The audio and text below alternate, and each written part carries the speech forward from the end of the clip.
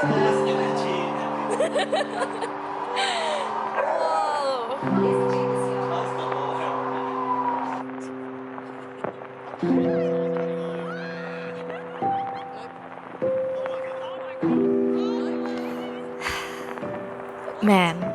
what a year 2019 has been. It's safe to say that 2019 destroyed me a little inside, so I'm keen for it to all be over so that I can start fresh again, you know? When I said at the end of last year's recap video that I knew 2019 wasn't going to be an easy year, I really didn't think that it would slap me this hard across the face. But 2019, you did test my limits and bring me to some of the most difficult times. But through those challenges, I've learned and grown a lot as well. I started off the year with a research scholarship where I flew off to rural Queensland to work on a project with my supervisor and 2 other peers. It was bloody hot during the time and I spent my 21st birthday in over 40-degree weather. And so I'll show you in a sense, but I'm currently in Gatton, Queensland, which is a rural town in Queensland, and it's the 13th of February, which means it's my 21st. I'm actually about to go out to dinner in like 10 minutes. Happy birthday. Thank you. The majority of 2019 was spent doing my honours project, so I spent day in and day out of the lab trying to get everything done, and boy was that fun. I attended one of my best friend's graduation ceremony, and it marked the first of the 4 of us to graduate from university. Hi, Tanya. I also went under general anaesthesia for the first time to get my wisdom teeth removed. And not gonna lie, going under was kind of fun. Oh my god. I also went clubbing for the first time this year, which was Anna Montana. interesting. And Cindy and Tanya are coming. So exciting. And yeah, it's my first time clubbing, as I told you guys earlier. Rolling. But yeah, I watched Ted Bundy the movie today, and I still need to watch Ted Bundy the documentary. Somehow, some way, I did manage to squeeze in some travelling with friends and family. In late July, I booked a last-minute trip to Melbourne with Tiffany.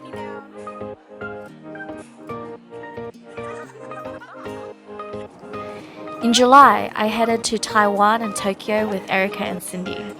It was my first ever overseas trip with them, so it was quite memorable. We ate lots of good food, we spent money on a lot of useless things, missed our prepaid bus to Disneyland, and forgot we pre-purchased our expensive airport train tickets. But all worth it for the memes, right?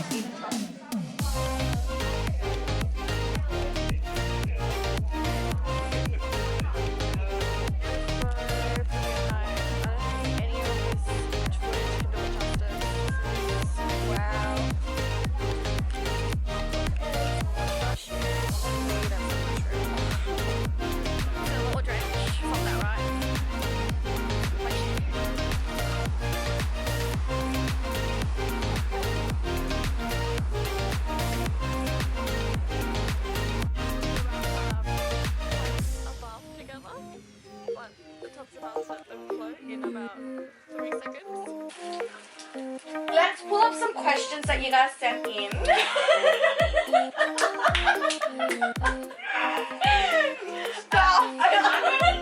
You must do a live Instagram.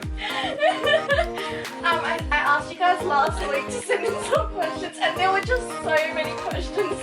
So I apologize in advance if we don't get them all answered.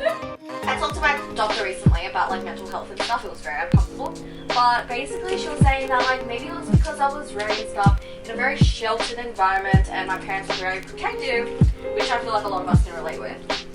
And so because of that, you don't really get exposed to the outside world, and so because of that, you feel like inferior in a way, like you feel like you know less about the world than other people. So yeah, maybe if I could change one thing, it would be my parents letting me out in the real world a little bit more. But I understand that it's because, you know, they care. That's how they were brought up. That's how they were brought up, and they just don't want you to be in danger. So Asian parents, gang. And yeah, that's my answer. Erica, take away. So this is the shake stack, that's the shrimp. This is the mushroom with melted cheese inside, lettuce, tomato, and the patty at the bottom. In September, I spontaneously went to Vietnam and Singapore with Tiffany. It clashed with my mid-semester exams, and let's just say it was not cheap to change my flights.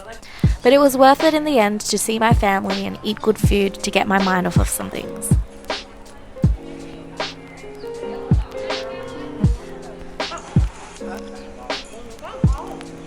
Oh wow, okay. Now I'm sorry, I thought something happened.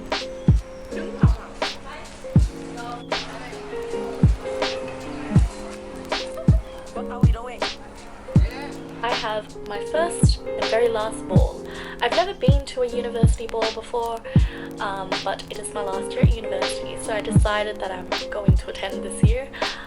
I literally don't talk to anyone at uni, so I literally know no one and don't talk to anyone because I'm socially freaking awkward. Tiffany and I just got back from the ball.